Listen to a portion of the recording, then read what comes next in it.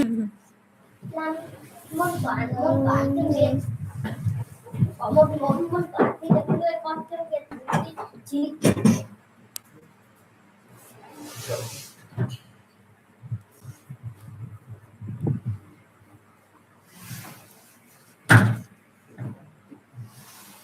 Rồi là học hè.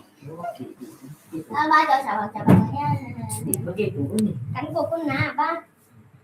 Nằm luôn dư bánh cỏ à. Một. Thử coi nha. Sao phải tủ nữa. Có một con cờ không? The Statue of Liberty may be one of the biggest presents in history. In 1886, France gave the United States a huge statue. It is a woman holding a torch high in the air. The torch is a symbol. The gift was given to remember the important friendship between the two countries. 100 years earlier, France had helped America in its war for freedom from Britain. A French sculptor was chosen to design the statue. It was a very difficult job because of its size. He decided to make her skin out of thin copper sheets. Then he would attach them to a metal frame. He asked an engineer to design and build the huge frame. That engineer's name was Gustave Eiffel.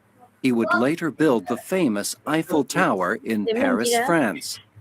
The statue was too big to fit on a ship, so it was reduced to 350 pieces and taken to America in many separate boxes. The builders chose a small island in New York Harbor as the place to put the statue. The statue was a gift. However, the U.S. needed to build a base for her to stand on. People from all over America sent money to help build it. The base was finished in the spring of 1886. They began to put the pieces of the statue together. When the statue was finished, it was the tallest structure in America. She stands over 46 meters high.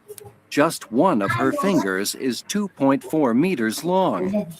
The statue faces the ocean to welcome ships as they sail into New York. Each year, thousands of visitors come to the island to see her.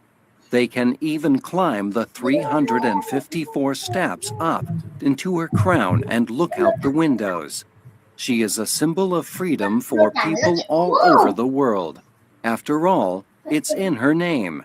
The word liberty means freedom. Ông đụt nè. Ông đụt đây mặt tổ đấy đi. Cô nói là chi nè, đang ở đi chỗ ông mà lo. Cả chi với cả con Nhật lính với cả con anh Việt na. Sao trong có một cái tổ ông? Thằng đó là em nó có. Có mà cô nói anh bị đột lông mơ mà mí. Cô nói anh nghe luôn luôn đó. A chair, a house, and a t-shirt have in common. They can all be made using bamboo. Bamboo is one of the most amazing plants on earth. It has been used by humans for thousands of years. Bamboo may also be one of the most important plants of the future. Bamboo is very strong. It can be used in most of the same ways as wood. Many kinds of bamboo are actually harder than wood. People all over the world have built houses with bamboo. Bamboo has other uses as well. It makes strong and beautiful furniture.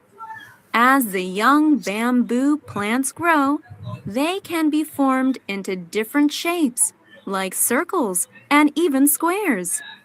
Clothes made from bamboo are quite soft. They are also very good at stopping bad smells.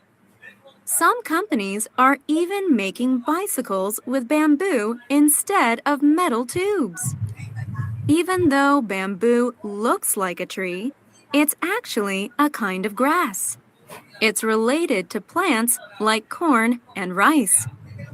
Bamboo is one of the fastest growing plants in the world. It can grow about 3 centimeters per hour. Trees take much longer to grow, of course. It takes 20 years or more for a tree to grow to a useful size. Bamboo reaches its useful size in only 3 to 7 years. Many bamboo plants can grow in the same time as one tree. This makes a bamboo farm more efficient than a tree farm. The population of the world grows every year. That means that there is more need for materials like wood. But the number of trees is limited. If people used bamboo instead, many trees could be saved. Scientists and inventors are working hard to find other uses for this amazing plant. Thuốc.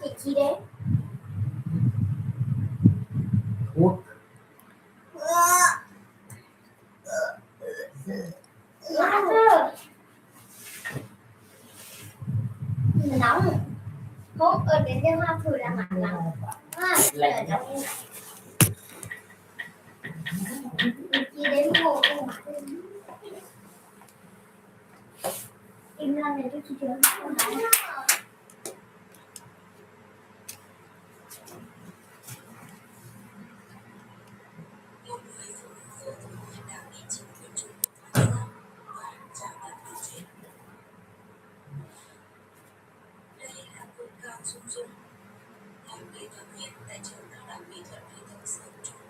Okay, everyone, if you'd like to come over here to our next exhibit.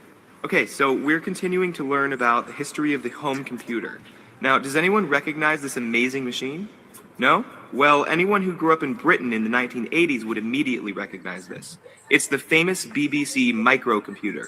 You've all heard of the BBC, right? The British Broadcasting Corporation, or BBC, is Britain's national, state-run television and radio network. So why did a TV station make a computer?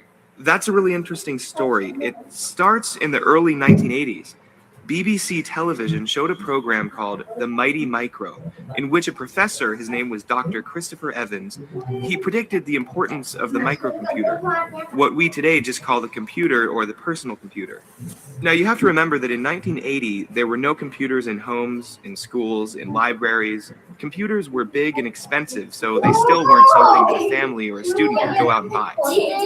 But Dr. Evans made a prediction, a guess about the future. He predicted that computers were going to get smaller. Technology was making it possible to build a whole computer in a box that could fit on your desk. That's why the first home computers were called microcomputers. Micro meaning small. Okay, so Evans argued that the microcomputer was going to change everything and that Britain's children needed to learn how to use a computer in order to be prepared for the future.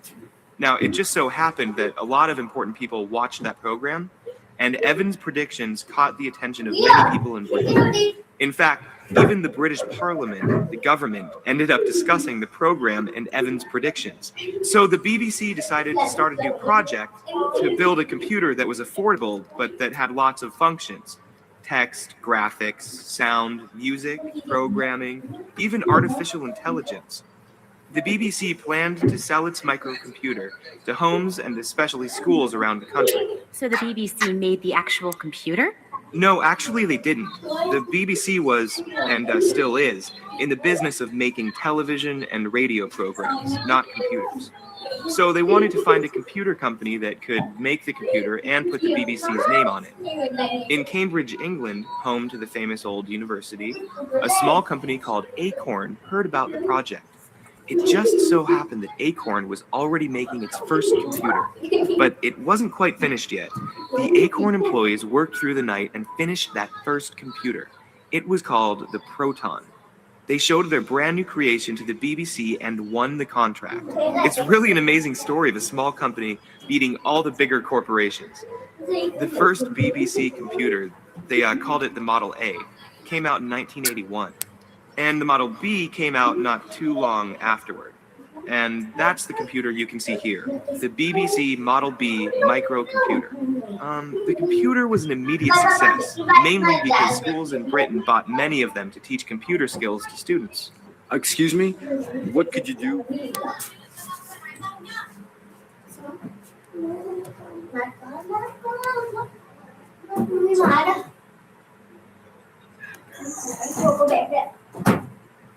To part 3. You will hear 3 different talks or lectures. In each talk or lecture there are 5 questions. For each question, choose the correct answer A, B, C or D. You will hear the talks or lectures only once. Now open your questions paper and look at talk or lecture 1. You now have 35 seconds to look through the questions and the options in each question.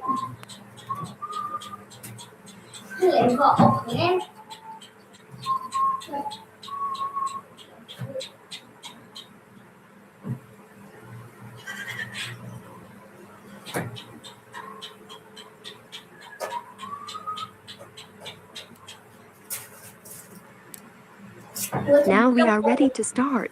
Listen carefully. Hello everyone. My name's Sandy Duffy, and I'm here to tell you about my career as a video game writer.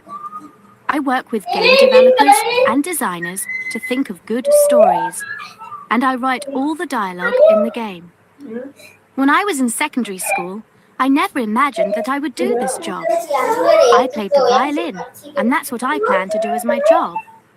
But I had an accident when I was playing basketball and hurt my hand, so I had to think of another career. My mother wanted me to be a journalist, but I didn't think it was for me. I didn't know what to study at university. I was good at lots of science subjects, including physics and maths, but I also loved entertaining people, and I was good at art. In the end, I went to film school where I studied lighting, special effects, how to use a camera, all that. It was there that I started to think about working in the video game industry. Now, a question that everyone always asks me is, how did you get your first job? Well, I had a friend whose job was organizing conferences. At one of the conferences, she met a man who owned a company that made video games. I wrote to him and sent my CV. He obviously liked what he read because he gave me an interview and offered me a job as a junior. People also ask me what I like best about being a video game writer. Well, the money is good and it's quite exciting. Just last night, for example, I was at a big dinner where they were giving prizes for new games. But what I love is the fact that I get on so well with everyone in the business. That's what makes my job so much fun. Obviously, no job is perfect though, and there are things I don't like. I've just started a new job, and I have to spend a lot of time on the road or at the airport, which I find very hard.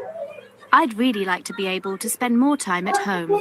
Now open your question paper and look at talk or lecture 2. You now have 35 seconds to look through the questions and the options in each question.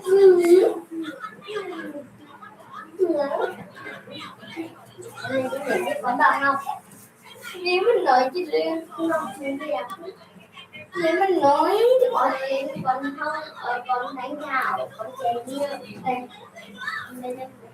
trong này có nữa. Now we are ready to start. Listen carefully. Do you want to take part in a trip of a lifetime? Then join Go for Health India. This amazing 5-day trek will take you through one of the world's most beautiful mountain ranges, the Indian Himalayas. You will also be helping raise vital funds for our charity, which aims to promote healthcare all over the world. The trip starts in the city of Delhi, where you will have the chance to see one of the charity's healthcare projects in action. The following day, we set off on our incredible journey into the mountains. During the trek, you will pass colourful towns and villages and enjoy the most magnificent mountain views. You will experience all this before you even reach the peak of our trek to see the stunning Dhauladhar mountain range. Once at the top, you can climb even higher if you want to and experience walking on a glacier. to reach La's cave. You will soon know what it feels like to be on top of the world. And on the way down, you will be able to admire the wonderful views across the valley. To join Go for Health India, all you need to do is pay an entry fee of £250. You also need to promise to raise a minimum of £2,500 before the start of the trip. Fundraising is part of the challenge, but don't worry, our fundraising team is on hand to help you. Once you have signed up, you will receive an information pack. This includes details of the trek, as well as the work of the charity. It also contains useful tips and advice on fundraising, and you will also get a charity cap to wear with pride. You will also receive a full training guide, which will help you reach a reasonable level of fitness. Our top training tips will definitely improve your physical ability so that you can get the most out of the trek. The cost of the trip includes your flights, accommodation, food, tour guides, and medical support. However, please note that airport tax is not included. You will have to meet this additional cost yourself. Dates for this year's Go for Health India are the 3rd to the 13th of November. Visit our website www.goforhealth.uk and sign up today. Now open your question paper and look at Talker Lecture 3. You now have 35 seconds to look through the questions and the options in each question.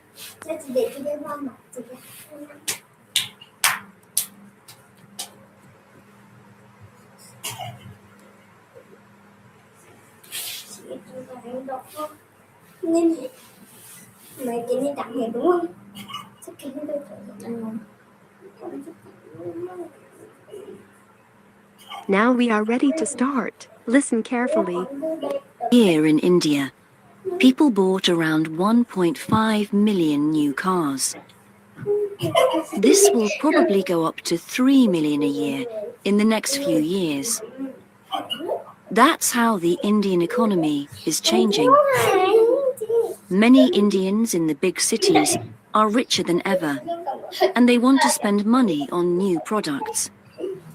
However, most of the money is still in the big cities. There is still a lot of poverty in the villages and countryside. Now the government hopes a new road in India can help to change India's economy.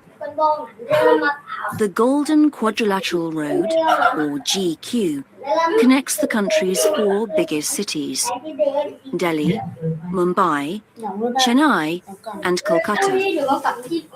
Hopefully, the road will carry business from the giant cities to the smaller and poorer villages and the other half of India's population. The GQ is nearly 6,000 kilometers long and the most high-tech highway in the world. At the administration headquarters in Delhi, you can watch thousands of vehicles moving around the country on a computer screen. If there is a problem anywhere with the road, electronic sensors tell the headquarters and engineers instantly drive there. When you drive on the highway, there is every kind of transport. There are animals pulling carts, motorcycles, lines of old trucks, and fast-moving modern cars. Sometimes the road goes right through the middle of a city, so there are often traffic jams and pedestrians trying to cross the 6 lanes. Industry is also growing along the new highway. When a large company opens a factory, lots of other smaller factories and offices also open. Trucks then drive and deliver all over India along the new highway. For India, all this is a symbol of the country's future. That is the end of part 3. Now you have 5 minutes to check your answers and transfer your answers onto the answer sheet. một một Đó, cạnh nha. 2, 3, 4, 5, 6, 7, 8, 20 2, 2, 1, 30 3, 1, 40 4, 1, 50 6, 1, 70 8, 1, 90 10 100 cái rồi thì bỏ bé 1.000 cái. Mình chỉ bảo đúng không? Không, đặt phải lưng. Phải chứ nó phải bỏ. Part 3. Đấu. Mình có tay chỉ ở đây phải đâu ạ? Nhẹ nhẹ. Part 3. Questions 21 to 35. In this part, you will hear 3 talks or lectures. Bình thường. There are 5 questions for each talk or lecture. For each question, choose the correct answer A, B, C, or D. You will hear the talks or lectures only once.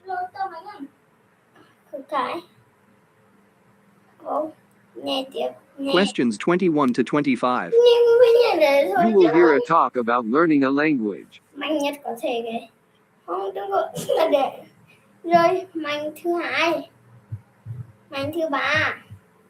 Là càng ngày càng nhẹ nè. Mạnh thứ 4. Mạnh thứ 5 cái. Mạnh thứ 5 đi. Hãy đi. Mạnh thứ 5 cái này mà cái gì mà cái đúng có cổ tinh rồi mạnh thứ lớn cái này nè. Mạnh thứ nhất này.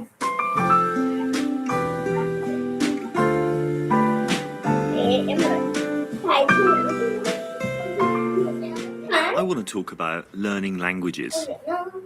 I've lived in many different countries, both in Western Europe, Middle East, and now here in Hong Kong.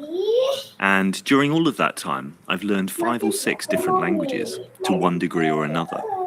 I love learning languages. Not only are they important when you move to a country, I just find them fascinating. Before I came to Hong Kong, I lived in Barcelona, Spain for 10 years. And when I first arrived, the most important thing was being able to communicate with people locally. I don't attend classes. I don't think I'm particularly good in classes. I prefer to learn by just talking to people, finding out what I need to say by looking at dictionaries and listening carefully. Other things that helped me when I first moved to Spain were watching the typical kinds of programs we see every day on channels around the world. For example, the weather. This is great because they always say the same things, so you can really quickly hear the same words repeated again and again, and the pictures help, of course. Other types of program that helped me learn Spanish quickly were things like game shows, where the same thing happens. They have a catchphrase or a slogan that they repeat endlessly when contestants win or when they're called to compete. As well as that, I used to pick up the Spanish newspapers.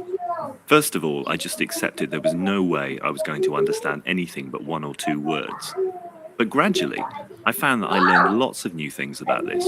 I was interested because I wanted to know what was happening in the country I lived in. But I also knew that I could learn a lot of language this way. So I'd take a dictionary with me sometimes, or I'd notice a word and I'd ask other people what they said, what it meant. Anyway, by far the best practice I ever had was just talking to people in the street or in shops, where I'd rehearse in my head what I wanted to say beforehand before I went in. Usually, I made a right mess of it first of all, but after you get over the embarrassment, it's quite funny really, and people are very sympathetic and supporting in most cases. It took me a long time to develop a good level of Spanish. I lived there for 10 years, and I think I'm very fluent now. But I think for the first 2 years that I was there, it was quite a struggle to hold a decent conversation. There were always lots of words and expressions that I didn't pick up on. In particular, with the colloquial expressions, idioms, that kind of thing, that people use in everyday talk, but you don't necessarily see written down. I didn't find those very easy to learn at all. But it was a lot of fun, and people, as I said, are really supporting when they know that you're genuinely interested in learning their language.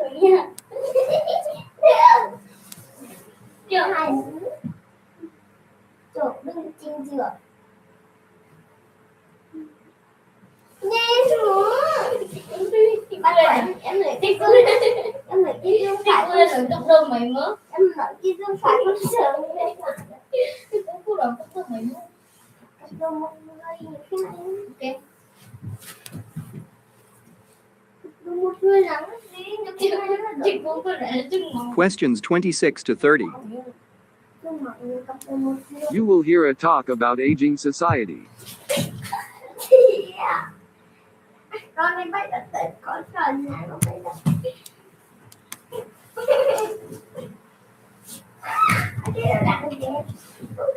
Em đi tiêm lại của chị. Để nó tiêm thẳng. Không cần đâu. Đây. Ba con dành đấy à.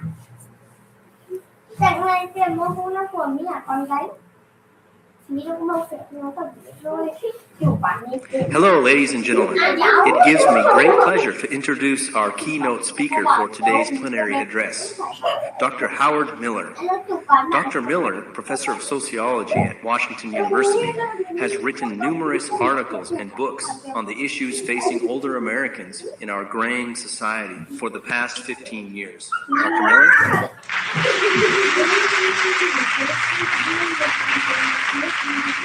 Thank you for that introduction. Today I'd like to preface my remarks from a story from my own life, which I feel highlights our common concerns that bring us here together.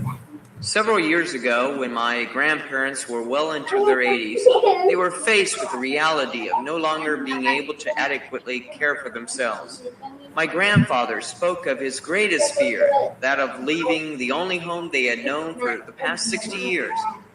Fighting back the tears, he spoke proudly of the fact that he had built their home from the ground up and that he had pounded every nail and laid every brick in the process. The prospect of having to sell their home and give up their independence and move into a retirement home was an extremely traumatic experience for them. It was, in my grandfather's own words, like having a limb severed off. He was quite emphatic, exclaiming that he felt he wasn't important anymore. For them and some older Americans, their so-called golden years are at times not so pleasant, for this period can mean the decline of not only one's health, but the loss of identity and self-worth.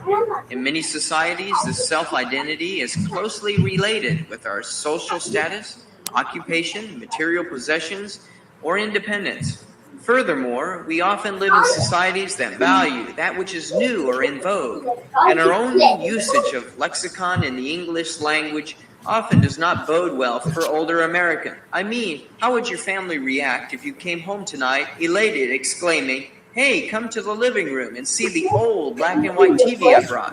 Unfortunately, the word old conjures up images of the need to replace or discard. Now, many of the lectures given at this conference have focused on the issues of pension reform, medical care, and the development of public facilities for senior citizens. And while these are vital issues that must be addressed, I'd like to focus my comments on an underlying issue that will affect the overall success of the other programs mentioned. This has to do with realigning our perspectives on what it means to be part of this group and finding meaningful roles the elderly can play and should play in our societies. First of all, I'd like to talk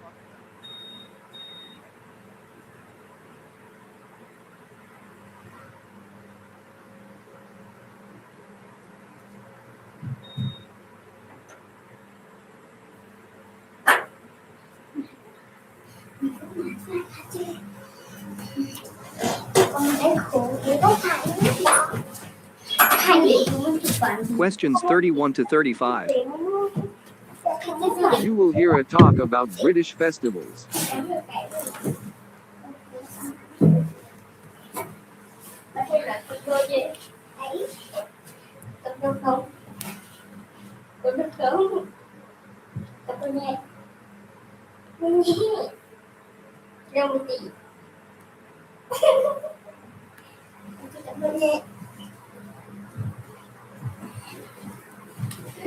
I'm going to talk about British festivals.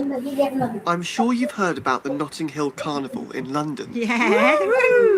And the Edinburgh Festival. But today, we're going to look at a lot more that you might not know about. Actually, a lot of these are not exactly festivals, but strange races or competitions. Some of them are ancient, and some are modern. So, let's start in January in the north of Scotland with the burning of the Clavey. This is a whiskey barrel which is set alight then carried through the streets as a bonfire. It's an ancient tradition which always takes place on the 11th of January, the first day of the year, according to an older form of the calendar. The bonfire brings good luck for the coming year, and people used to keep bits of burnt wood as protection against evil spirits. At the end of January, even further north, in the Shetland Islands, there's another fire festival, the Up Helly Ah. This seems like an ancient festival, but has actually only been going for about 130 years. Well, it is fairly old, I suppose.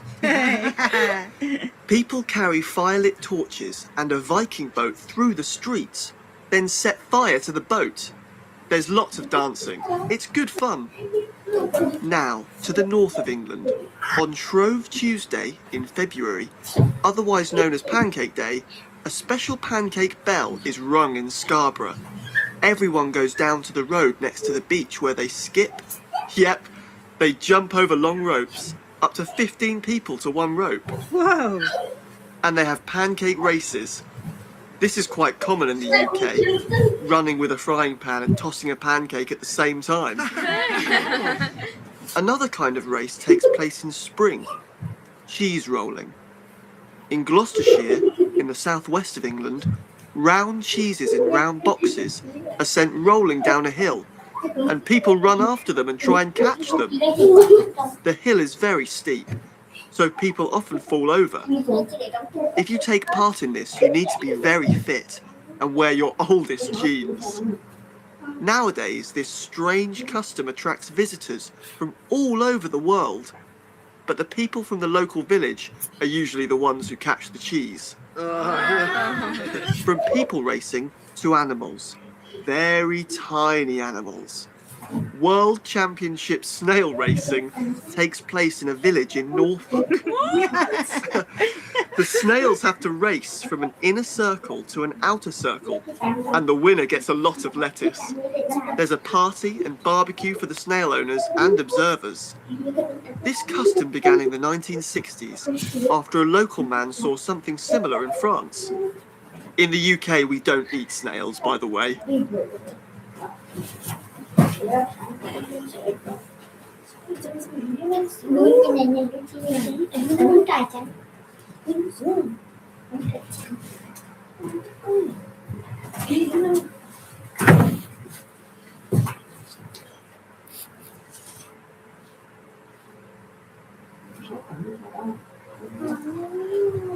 That is the end of part 3. Now, you will have 7 minutes to transfer your answers to an answer sheet.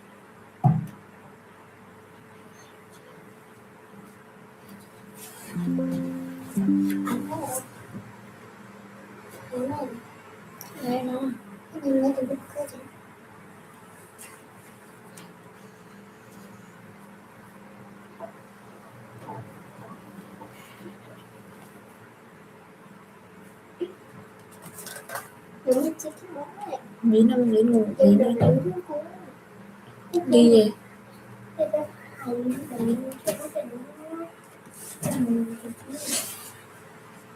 đi đúng không? Không phải tập tay này. Con nhớ tập tay. Part 3. Questions 21 to 35. In this part, you will hear 3 talks, lectures or conversations. The talks, lectures or conversations will not be repeated.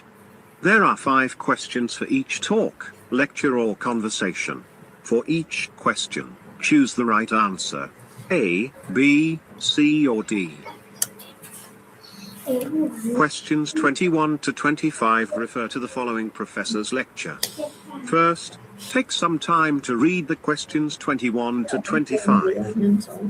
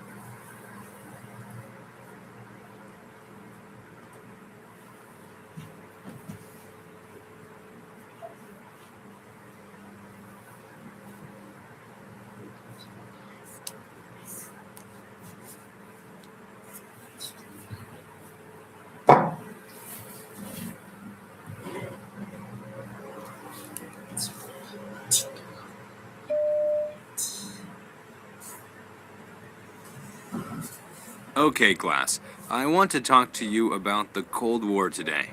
Now, the Cold War wasn't just one single war. It was actually a long time of aggression.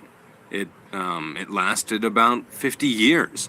Anyway, the Cold War was mainly between the US and the USSR. That was Russia's old name. They had different opinions on just about everything. Oh, and Joseph Stalin, who we have talked about before, was the leader of the USSR at the start of the Cold War. Anyway, there was a lot of suspicion during the Cold War, but the US and the USSR never actually fought each other. This is because both countries had nuclear weapons, so they were afraid of each other. They didn't want to destroy the whole world, and that might have happened if they'd fought each other. But instead of fighting, they showed their different opinions by competing with each other. For example, they made their militaries bigger, and they raced each other to see who could get a person in space first. Stuff like that. But a lot of the problems were political. The two countries were very different, and so they couldn't get along. This is what caused the Cold War.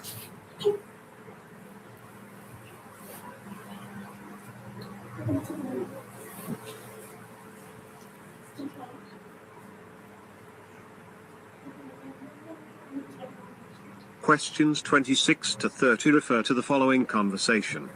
First, take some time to read the questions 26 to 30.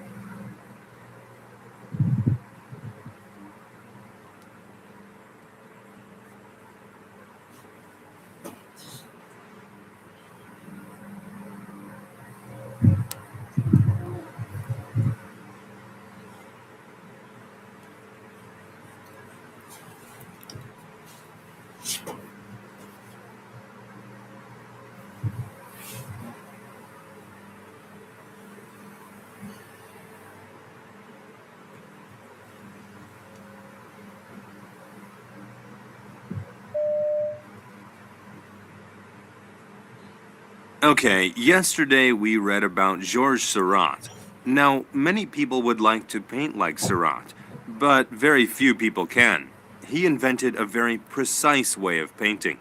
It looks different and is hard to do because it is so exact. There were various styles of painting, but Seurat decided to make a different one. The first difference was that Seurat took a lot of